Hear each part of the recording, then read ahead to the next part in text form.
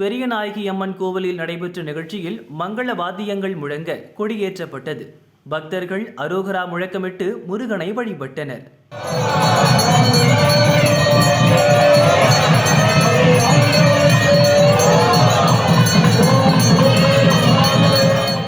24ஆம் தேதி மாலை திருக்கல்யாணமும் வெள்ளி தேரோட்டமும் நடைபெற உள்ளது. முக்கிய நிகழ்வான தைப்பூச தேரோட்டம் 25ஆம் தேதி நடைபெறும்.